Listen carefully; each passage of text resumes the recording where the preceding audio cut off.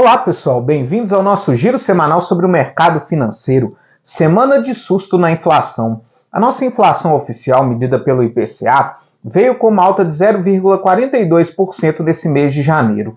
E apesar da inflação ter desacelerado em relação ao mês de dezembro, ela veio acima do 0,34% esperado pelo mercado. Agora, nos últimos 12 meses, a nossa inflação oficial acumula uma alta de 4,51%. O destaque negativo vem mais uma vez para o grupo de alimentos e bebidas, com destaque para os preços dos alimentos in natura, que foi os que mais subiram nesse mês de janeiro. Batata inglesa, cenoura, arroz, feijão e frutas. Influenciado aí principalmente pelo maior calor nesse início de ano e principalmente pela interferência do fenômeno El Niño. Por outro lado, o grupo que mais caiu foi o de transportes, influenciado pelo preço das passagens aéreas, que caíram em mais de 22% nesse mês de janeiro. Essa inflação mais alta, aliada a uma fala do presidente Lula durante visita a Minas Gerais, ele deu uma declaração na Rádio Itatiaia, onde ele afirmou que se o governo conseguir cumprir a meta fiscal, ótimo, mas se não cumprir, ótimo também. Isso acabou trazendo um sentimento negativo para o mercado financeiro.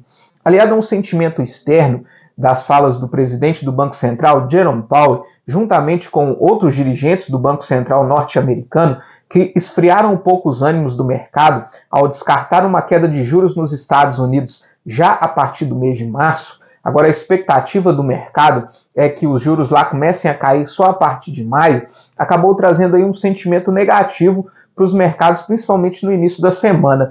Mas os mercados se recuperaram ao longo da semana.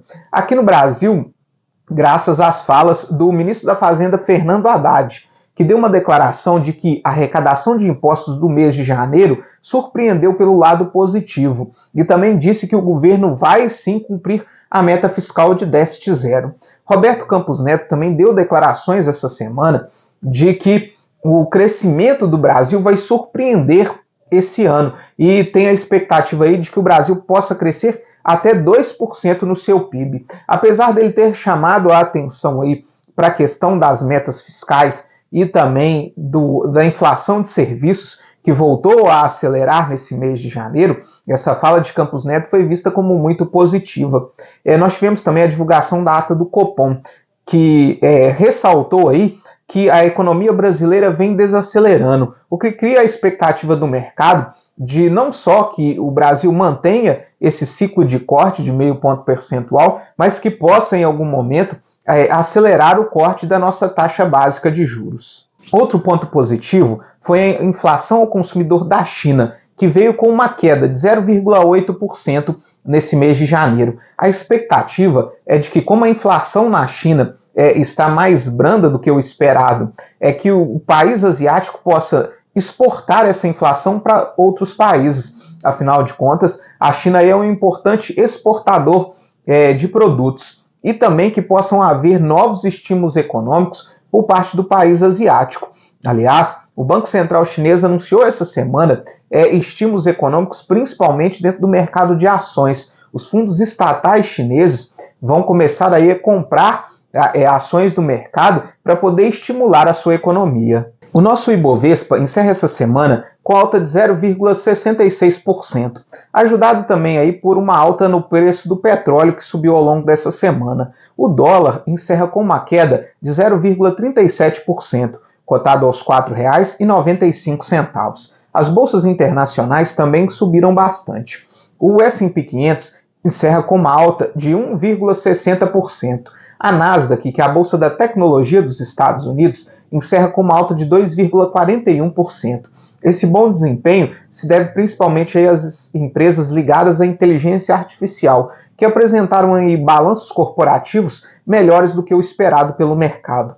Já o Dow Jones, que é a bolsa mais tradicional dos Estados Unidos, encerra essa semana com alta de 0,30%.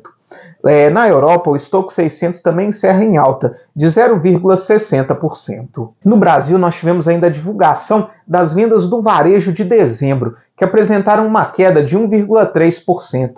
Já o volume de serviços apresentou alta de 0,3%. Já na renda fixa, o DI para janeiro de 25 encerra em leve alta de 0,05 pontos percentuais, cotado a 10,01%. Enquanto isso, o IMA geral acabou tendo um bom desempenho essa semana, alta de 0,23 pontos percentuais, influenciado aí principalmente pelos índices de inflação de curto prazo. Os pré-fixados também tiveram uma leve alta de 0,10 pontos percentuais essa semana. Já no mercado das commodities, o minério de ferro encerra em queda de 4,12%, com a tonelada cotada aos $128. O minério de ferro foi prejudicado aí por esses dados econômicos da China, né, que mostram aí que a economia lá não está tão aquecida, e também porque a China entrou em feriado agora essa semana. O feriado dura até na próxima semana, o feriado do Ano Novo Lunar. Por outro lado, o petróleo subiu bastante. O barril Brent, referência para a Petrobras, teve uma alta de 5,19%, encerra cotado aos $81,90. Essa alta no petróleo se deve a um cenário geopolítico mais tenso ao longo da semana. Os Estados Unidos atacaram alvos no Iêmen, na Síria e no Iraque. Todos esses alvos ligados aí a milícias que são financiadas pelo Irã. No confronto entre Hamas e Israel, apesar de o Hamas ter feito aí uma proposta de cessar-fogo, o primeiro-ministro de Israel, Benjamin Netanyahu, ele deu uma declaração de que a guerra só vai terminar quando o Hamas for eliminado de vez da faixa de Gaza, que só assim ele pode garantir a segurança do território de Israel. Esse cenário geopolítico mais tenso acabou influenciando a cotação do barril de petróleo. Nós tivemos ainda a divulgação da inflação ao produtor na zona do euro, que veio com uma queda de 0,8%. Para a semana que vem, os Estados Unidos divulgam seus dados de inflação e também dados da atividade econômica. A China continua no seu feriado aí de uma semana em função do Ano Novo Lunar. Aqui no Brasil fica a expectativa em relação à tramitação no Congresso Nacional da pauta econômica, principalmente em relação à medida provisória da reoneração da folha de pagamento. O ministro Fernando Haddad tenta aí um acordo com o Congresso Nacional, principalmente o presidente da Câmara, Arthur Lira, e o presidente do Senado, Rodrigo Pacheco, mas que por um primeiro momento aí seja retirada a parte de reoneração da folha de pagamento.